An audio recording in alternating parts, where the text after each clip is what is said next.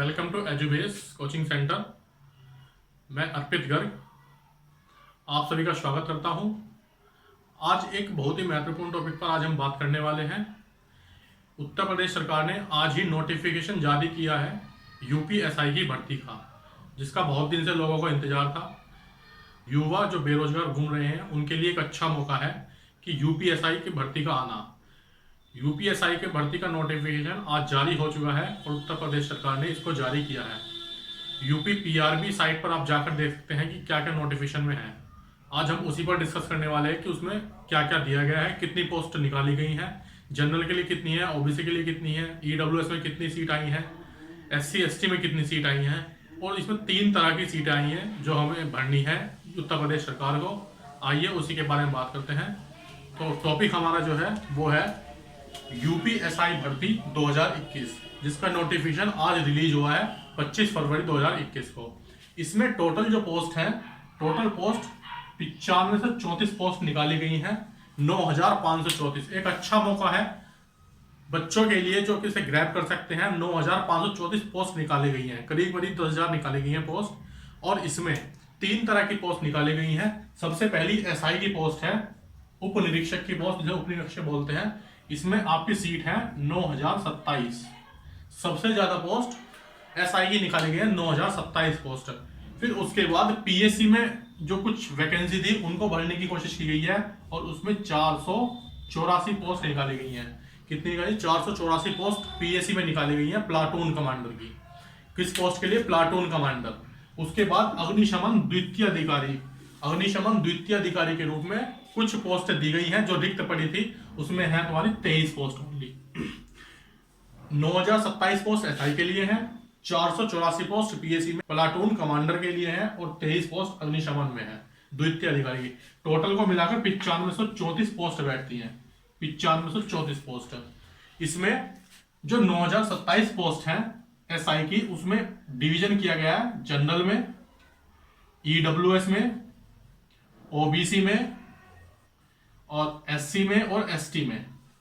5 category बांटी गई है, जहां जनरल की सीट 3613 है। जनरल में 3613 सीट दी गई है, जबकि ईडब्ल्यूएस में 902 सीट है। ईडब्ल्यूएस में 902 सीट दी गई है। ओबीसी में 2437 सीट है। ओबीसी की 2437 सीट, एससी की 1895 और एसटी की 180 सीट है। जनरल में 3613, ईडब्ल्यूएस में 902, ओबीसी में 2437, एससी में 1895 और एसटी में 180 सीट रखी गई हैं। इसके बाद इसमें जो शैक्षिक अर्हता है, शैक्षिक अर्हता यानी क्वालिफिकेशन, शैक्षिक अर्हता, क्वालिफिकेशन जो है आपकी, क्वालिफिकेशन इसमें ग्रेजुएट रखा गया है। ग्रेजुएट यानी कोई भी भारत सरकार से मान्यता प्राप्त विश्वविद्यालय से अगर कोई भी बंदा ग्रेजुएट है, कोई भी व्यक्ति जो ग्रेजुएट है, वो इस पोस्ट के लिए अप्लाई कर सकता है। उम्र की बात करें तो इसमें जो उम्र रखी गई है वो 1 जुलाई 1993 वर्ष, यानी कि 1993 वर्ष 1 जुलाई 1993 से जो बंदा जन्मा है और 1 जुलाई 2000 वर्ष 2000, यानी कि 1993 से 2000 के बीच का जो भी कोई व्यक्ति है या युवा है, कोई भी स्टूडेंट है, वो इसमें अप्लाई कर सकता है। इसका मतलब ये होगा 21 साल से लेकर जिसकी उम्र 28 वर्ष है, वो इस जॉब के लिए अप्लाई कर सकता है। साथ में ग्रेजुएट होना चाहिए किसी भी भारत सरकार से मान्यता प्राप्त विश्वविद्यालय से। 1 अप्रैल 2021 से इसके रजिस्ट्रेशन स्टार्ट होंगे, जो कि 30 अप्रैल 2021 तक चलेंगे। यानी कि 30 दिन के लिए इसमें अप्लाई करने का समय दिया गया है उत्तर प्रदेश सरकार द्वारा, 1 अप्रैल 2021 से 30 अप्रैल 2021 तक। इसका जो शुल्क है वो जनरल कैटेगरी के लिए यानी सभी के लिए कितना रखा गया? 400 रुपए।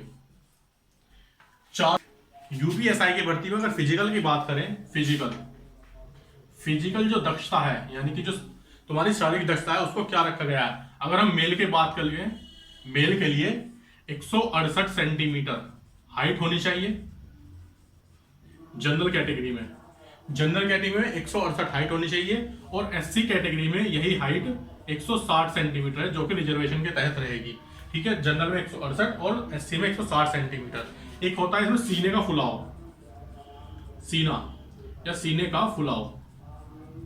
सीने का फुलाव जनरल कैटेगरी के लिए 79 से 84 रखा गया है सेंटीमीटर, यानी कि 5 सेंटीमीटर का फुलाव कम से कम होना चाहिए।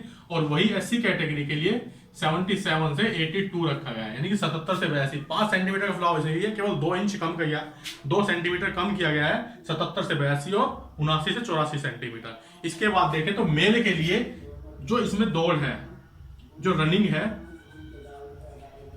रनिंग जो रखी गई है वो 4.8 किलोमीटर या और 4800 मीटर।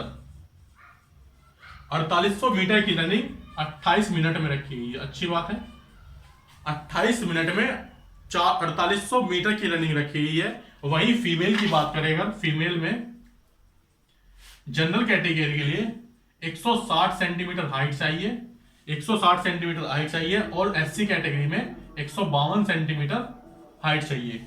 जनरल में 160 सेंटीमीटर, एससी में 152 सेंटीमीटर की हाइट चाहिए। उसी के साथ इसमें वेट होता है, इसमें सीने का फुलाव नहीं होता, इसमें क्या होता है वेट। इसमें 40 किलोग्राम मिनिमम वेट चाहिए, मिनिमम 40 किलोग्राम वेट होना चाहिए किसी भी गर्ल्स कैंडिडेट में। इसमें जो रनिंग रखी गई है वो रनिंग 2400 मीटर रखी गई है, यानी कि उसमें 4800 मीटर है, 2400 मीटर है, यानी कि उसकी आधी है। और टाइम जो है वो 16 मिनट है। 2 मिनट का टाइम का इसमें बेनिफिट मिलेगा लड़कियों को। 2400 मीटर 16 मिनट में रखी गई है इसकी जो आपकी रनिंग है, 2400 मीटर 16 मिनट में। अगर हम यूपीएसआई भर्ती में जो सिलेबस है, सिलेबस आपको डिफाइन किया गया है। सिलेबस में हमारा एक पेपर होगा ऑब्जेक्टिव टाइप, इसमें हमारा ऑब्जेक्टिव पेपर होगा जो कि ऑनलाइन होगा। जो नोटिफिकेशन में दिया गया है वो ऑनलाइन पेपर के लिए कहा गया है कि ऑनलाइन पेपर कराएंगे, ऑब्जेक्टिव होगा। और उसी के साथ नॉर्मलाइजेशन की स्कीम लगाई जाएगी, नॉर्मलाइजेशन की स्कीम लगाई जाएगी। इसमें एक पेपर होगा, एक पेपर होगा, ये 2 घंटे का होगा, 2 आवर्स इसकी अवधि होगी। टाइम जो होगा 2 घंटे का। और 4 सब्जेक्ट आ रहे हैं। पहला सब्जेक्ट हिंदी का होगा, सामान्य हिंदी। सामान्य हिंदी के जो मार्क्स हैं वो 100 मार्क्स से सामान्य हिंदी आएगी, 100 मार्क्स में हिंदी आएगी, सामान्य हिंदी। सेकंड जो होगा, सेकंड होगा जीएस का। जीएस यानी कि इसमें कुछ सामान्य ज्ञान आएगा, मूल विधि आएंगी, यानी कि पीनल कोड, सीआरपीसी, आईपीसी में से कुछ प्रश्न पूछे जाएंगे, कुछ संविधान के प्रश्न पूछे जाएंगे। तो ये भी आपका 100 मार्क्स का है, मार्क्स 100 मार्क्स में जीएस हो गई, 100 मार्क्स में हिंदी हो गई। इसके बाद थर्ड जो है वो आपका संख्यात्मक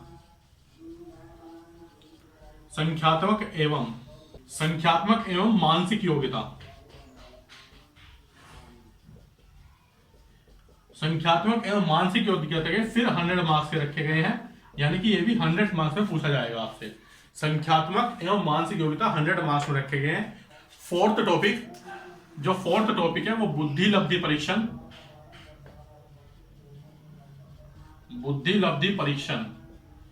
या तार्किक परीक्षण। 100 नंबर का रखा गया है। बुद्धि लब्धि परीक्षण या तार्किक परीक्षण 100 नंबर का रखा है। इस तरह से एक ही पेपर में 4 सब्जेक्ट को रखा गया है। पहले सब्जेक्ट में हिंदी रखी गई, सामान्य हिंदी। सेकंड में जीएस रखा गया है जिसमें संविधान, मूल विधि और आईपीसी, आरपीसी इस टाइप से क्वेश्चन आएंगे। और थोड़ा जीएस का भी पार्ट होगा, उसमें भी 100 नंबर दिए गए हैं। थर्ड में संख्यात्मक एवं मानसिक योग्यता का रखा गया है। और फोर्थ में रखा गया है बुद्धि लब्धि परीक्षण। इसमें 100 नंबर की चारों चीजें और 400 नंबर का आपका पेपर होगा, जो 2 घंटे का पेपर होगा इस बार। तो आपको सिलेबस ये दिया गया है, आपको इसको लेकर तैयारी करनी है। पेपर का भी इन्होंने नहीं बताया कब पेपर होगा, तो इसकी हम देखते हैं आगे जब भी नोटिफिकेशन आएगा हम इसके बारे में बात करेंगे।